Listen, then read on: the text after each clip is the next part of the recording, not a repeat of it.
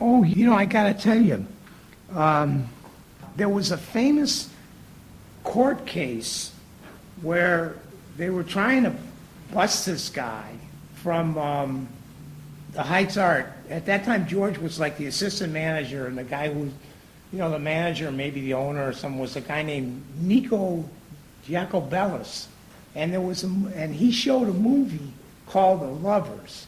I don't know exactly. I never saw the movie, so I don't know what it was that made the, people get, worked up about The Lovers. It went to the Supreme Court, and Jacobellis won. And, this was at a time when there were a lot of, on the basis of that, and a Lenny Bruce obscenity verdict, I think, that they rendered in Chicago, they went from, guilty to not guilty.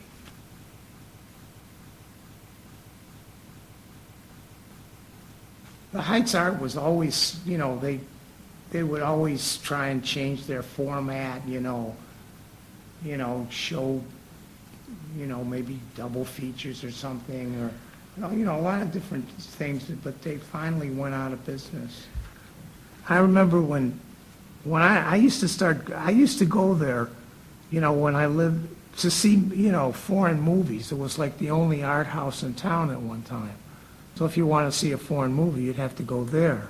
And Mitchell's was down there, right next to the Heights Art. And he was already an old guy. But they got him a wife from Greece. He's Greek. They got him a wife from Greece. But he did, the Rocky Horror thing, that was a big deal.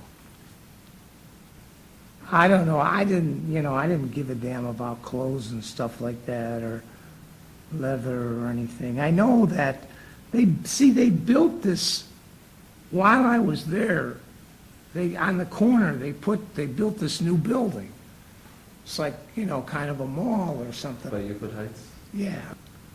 And Bill Jones is one of the guys that, one of the early occupants, and, but everybody was like in awe of him. He does stuff by hand, I didn't mess with this stuff or the clothes or anything like that. You know what I mean? Like they had Delphic books, like there was a lot of, like stuff about spirituality and stuff like that going on, and, and then Max Bax.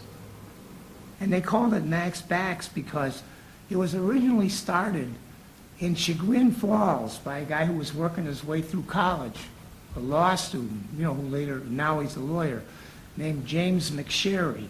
And to this day, he may still own part of that business. I don't know. I never asked him.